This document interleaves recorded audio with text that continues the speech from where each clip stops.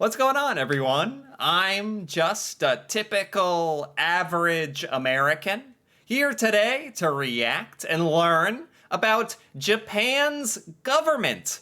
Here in the United States, most Americans, like myself, do not have any idea at all what Japan's government is, how Japan's government is run, who's in charge of Japan.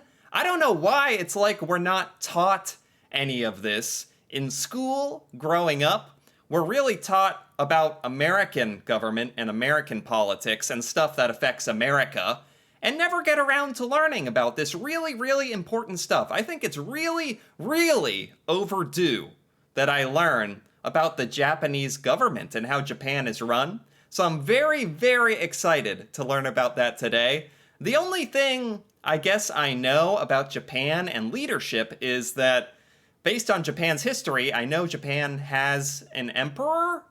I don't know if Japan still has an emperor or if that has anything to do with Japan's government now. But that's kind of all I have to go on, which is kind of sad, and I'm glad that I'm learning this finally today. So let's take a look. Japan is one of the few non-Western countries in the world that has reached the status of developed nation. It's home to the fourth largest economy in the world and is a regional power in Asia. The nation Yeah, seriously, like, Japan is so important, like, globally, to the global economy. It's such a big, important country. The fact that most Americans, like me, don't even know how the Japanese government works is so odd, and it's not good, actually. nation is the envy of many throughout the world because of its success in modernization and ability to preserve its distinct national culture. Yeah. Despite Japan's significance in the world, though, many don't know how the powerhouse of Asia operates. Yeah. The first thing that pops into an outsider's head is probably the emperor. But the Yeah. monarch doesn't have the power it once did. In Oh my god, exactly. Exactly. Like, most Americans think of an emperor or like a king or a monarch in regards to a lot of Asian countries, in regards to Japan for sure. But apparently, the emperor no longer rules like that anymore, huh? that pops into an outsider's head is probably the emperor, but the monarch doesn't have the power it once did. Okay. In fact, Japan is one of the most democratic political systems in the world. Oh. To understand how Japan got to where it is today, one needs to go back to before the end of World War II. Japan literally is a democracy where like all of the officials, all of the government officials are voted and selected as representatives of Japan? Huh. So does Japan have a president or a prime minister or something like that, maybe? Prior to Japan's defeat at the hands of the United States and its allies, the country was ruled by a totalitarian government. The Meiji Constitution, which was named after one of Japan's most important emperors, was the supreme law of the land. Unlike the United States, where a country's right to govern or sovereignty comes from the people, Japan's sovereignty came from the emperor. There was Wow. So for a long, long time in Japan's history, it was pretty much ruled by the emperor and the monarchy. That's very interesting. And then it completely changed after World War II, by the sound of it, to become like a democratic, like sort of Western style government, I think. Okay. This is such a cool history, honestly. parliament called the Diet, which was made up of elected officials, and sovereignty came from the emperor. There was a parliament called the Diet, which was made up of elected officials and nobles, but they had little to no power. The Diet? There was sort of elected officials called the Diet. Okay. real power was concentrated in the emperor's cabinet, which was appointed and accountable to him. During wartime, the military tended to dominate the emperor's cabinet. The emperor essentially had no real checks on his power, and Japanese society at the time revered him as a god. Wow. Oh, wow. This is such a different history to American history. I think that's what makes me so interested by this. It's such a contrast with an emperor. For a long time, people in Japan literally viewed the emperor as like almost a godlike figure, and he had complete unchecked power. Wow. actually had no real checks on his power, and Japanese society at the time revered him as a god. Wow. The constitution listed responsibilities the people had to the emperor and the country, rather than rights for themselves. Wow. The Allies planned to destroy this form of government, though. Before the end of the war, the Allies issued the Potsdam Declaration, which was essentially an order for Japan to surrender and start to demilitarize the country and lead it towards democracy. The declaration would be an outline for the Allies and their plans in the land of the rising sun. The United States would be the primary force in Japan during their occupation and sought to rebuild the country. So, like now, I wonder what Japanese people think about this. The Japanese history and the emperor and all of those empires and absolute rule, and how America actually had a huge part in changing that. That is definitely something they need to teach more in American school, I think. More about America's influence on Japan and Japanese government. I feel like that should definitely be talked about more. I'm really, really glad I'm learning about this. And basically, after World War II, Japan's government completely changed. And are Japanese people happy about this? Like, are Japanese people like, okay, that was a good thing? I'm curious about this.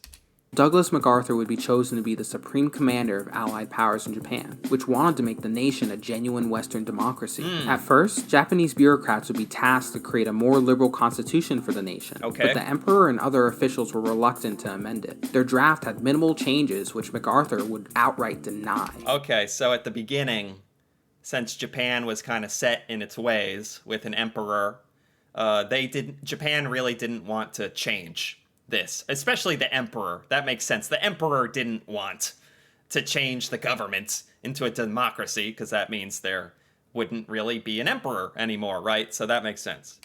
The general would then tell his own staff to create a constitution for the nation before the deadline, which was less than a week. The new constitution was primarily written by Americans, with a little input from Japanese scholars. Wow. But overall, the constitution is American-made. The American-designed document... This version of the Japanese constitution was largely written by Americans. What on earth? Would be adopted by the Japanese government with only minor changes to it. Japanese society would be completely altered by the creation of this new government. Oh yeah, this is huge. This is like incredible.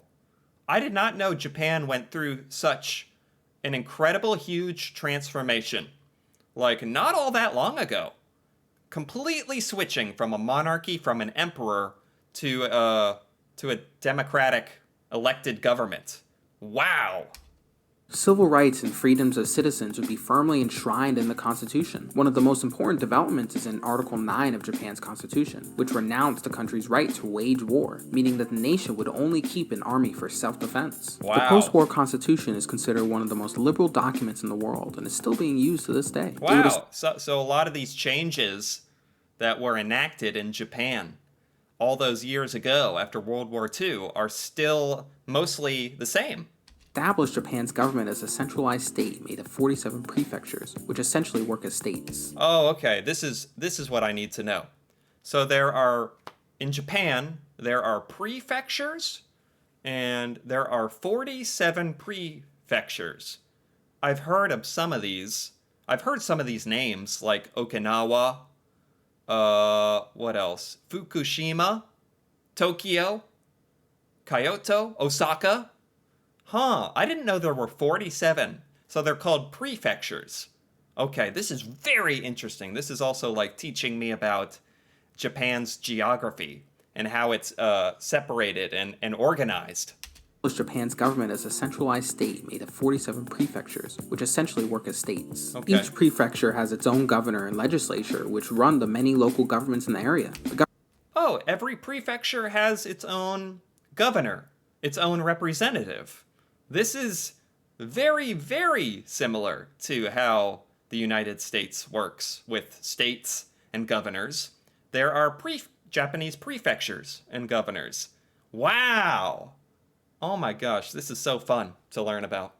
Government isn't federal like the United States, though. The national government, Japan, has complete supremacy over all the regional governments. That's not all the Okay. constitution changed, though. Japan's judiciary was completely revamped. Judges were given quite a lot of independence to prevent political interference, and 5 different levels of courts were created. The summary court is Okay, so the court system is a little different in Japan, and it sounds like the Japanese federal government has a lot more power, whereas in the United States, each individual state basically has a lot of power to run itself however it wants, whereas it sounds like Japan is much more unified in how it's run, with all the prefectures all basically underneath the federal government and operating very similarly. That is very interesting differences. the lowest and usually handles civil cases and minor criminal offenses. Family courts primarily handle domestic disputes and Okay. small cases, while Okay. district courts take appeals from lower courts and handle the felony cases. High Okay. courts take the appeals from the district, family, and summary courts, while the Supreme Court is the highest in Japan and is the final court of appeal. They also have the power of judicial review, which means they determine if a law is constitutional, and if the law is not, then it's struck down. Wow, so the Supreme Court in Japan is exactly the same as the Supreme Court in the United States, basically.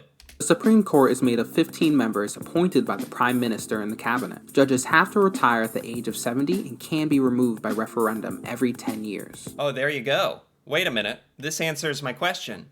Japan has a prime minister. I was like, who is the highest office in Japan? So Japan has a prime minister, it has a cabinet, it has governors. This is so much more similar to American government. I never knew that. I never knew that. Man, okay. I'm glad I'm learning this, finally. This is important. The Chief Justice of the Court is chosen by the Cabinet and appointed by the Emperor. Judges of the inferior courts are appointed by the Cabinet, but only from a list of people chosen by the Supreme Court. Okay. After designing the court, the framers made Japan's legislative branch resemble the previous constitutions, but it's given much more power. The parliament was called the National Diet and was made the most powerful branch of government. The Diet So Japan has a parliament called the National Diet, which I'm guessing is full of all sorts of representatives from Japan. Are they elected, I guess, through voting? is made up of 2 separate chambers. This is what I want to know about the Diet.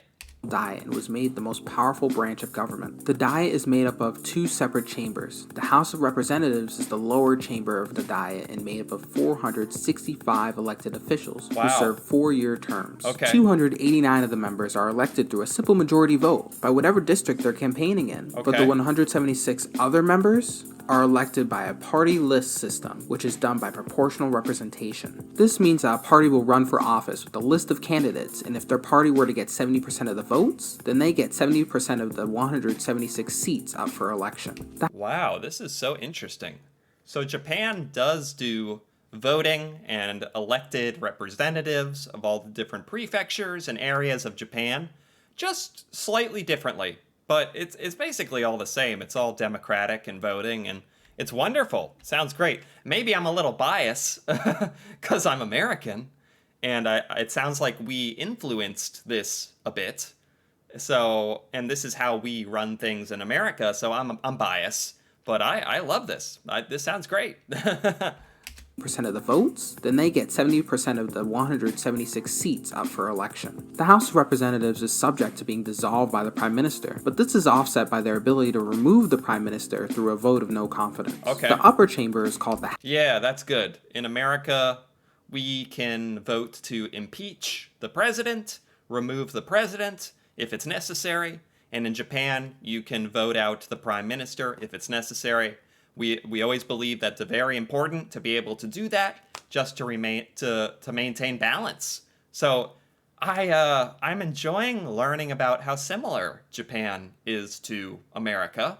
I always thought Japan was so incredibly different, so unique, such a different culture than America in so many ways.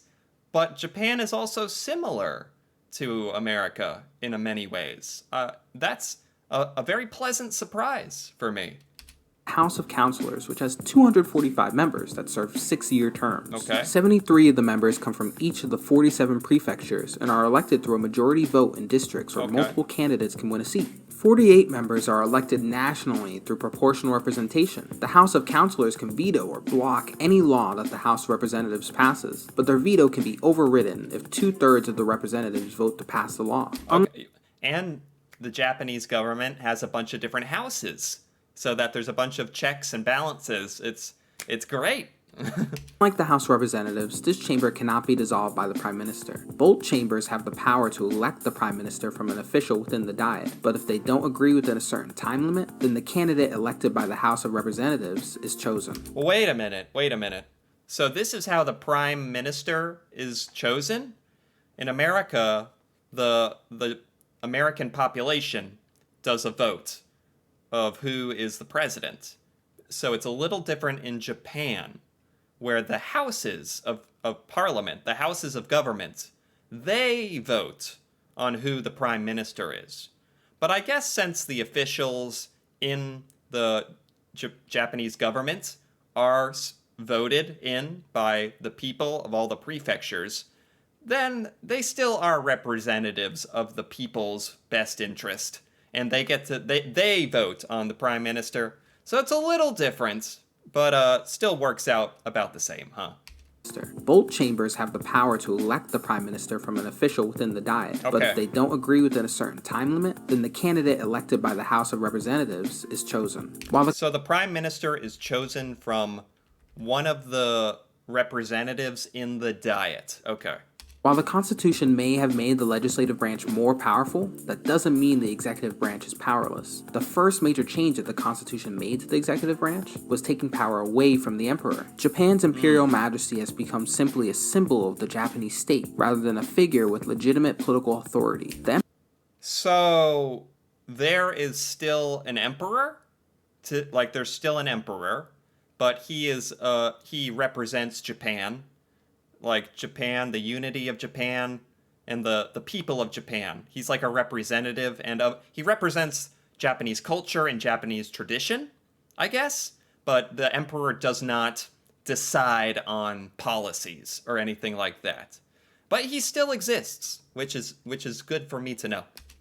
Emperor is meant to unite the Japanese people and perform ceremonial tasks, such as rubber stamping appointments made by the cabinet or national diet.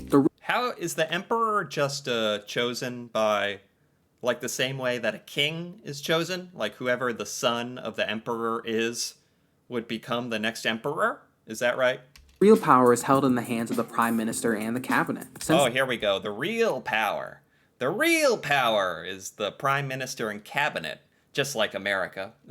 The president and cabinet. Cabinet or national diet. The real power is held in the hands of the Prime Minister and the cabinet. Since the House of Representatives has the most power in choosing the Prime Minister, the leader of the majority party in the House tends to be chosen for the role. The cabinet is made up of heads of government ministries who are appointed by the Prime Minister. It is required, though, that the majority of the cabinet be from Parliament. The Prime Minister and his cabinet handle the daily affairs of the government by implementing laws that are passed, and they can... Okay. Just a side note, it seems like I've heard this with other countries. Basically, the Prime Minister of Japan is going to most often be the leader of the majority party. I don't know what the political parties are in Japan, but I understand a little bit how this works. Okay. And also present bills to the Diet so they can eventually become laws. Each brand of government... Okay, and the Prime Minister and the cabinet can present laws to be voted on. Okay. Government shows that it was designed with extreme care to embrace Japanese culture while also ensuring democratic rule. Yeah, it is very democratic. This little flowchart, I don't know if I understand. I don't know if I understand everything, but I have a much better understanding of the Japanese government. You have the people who have a say in who are the courts and judges and the House of Representatives and the House of Councilors. And from that, you get the cabinet and also the prime minister, basically. Roughly. I'm still learning. The post-war constitution of Japan has stood the test of time, but it's not without its critics. Corruption is a problem in the country, and while there have been reforms, they've had minimal effects at best. Many politicians are still caught in corruption scandals involving campaign finance from private corporations. I think that's a problem everywhere. Like, there's corruption. There's some level of corruption in every government on the planet. I don't, you can't tell me that's not true. We don't live in a perfect world, unfortunately. The Japanese party system is rife with problems as well. Despite the Liberal Democratic Party being in power for the majority of the post-war era, Japan's political leadership tends to be very volatile. The government has been unable to tackle the economic troubles of Japan, which has been stagnant for many years now. Politicians within the country have spoken about reform to the constitution many times, but it has yet to happen. Overall, the constitution has established a well-functioning democracy, but its future is left up in the air. Interesting. Yeah, it seems like the Japanese constitution has done a very, very good job so far at putting Japan is doing great. Japan is one of the most highly respected countries in the world. So I guess there's parts of the Japanese constitution I don't understand that people want to change, but this is all very impressive and very good to me. Temporary constitution designed by Americans ended up being the long-term status quo for the Japanese people, and whether or not this is a good thing is still up for debate. But one thing's for certain, the land of the rising sun has a remarkable history of building a successful country, and many still look towards the nation as a model of what their country could achieve. Yeah, seriously, Japan really is a model that a lot of people look up to as an amazing country, and that's kind of why I'm so happy to have learned about Japan's government and how it works. I really enjoyed this video. It was by Beyond Your Borders, and I gotta give it a like, because I liked that quite a bit. You know, I think the most interesting thing I learned today about this was how much involvement America had in helping shape the Japan's government, Japan's modern government after World War II. As an American, I was not taught that very much, or basically at all. And I'm kind of embarrassed to have not known that. That's such an important thing. Like, America literally played a big role with Japan. And I don't know. I'm very, very, very happy to have learned this.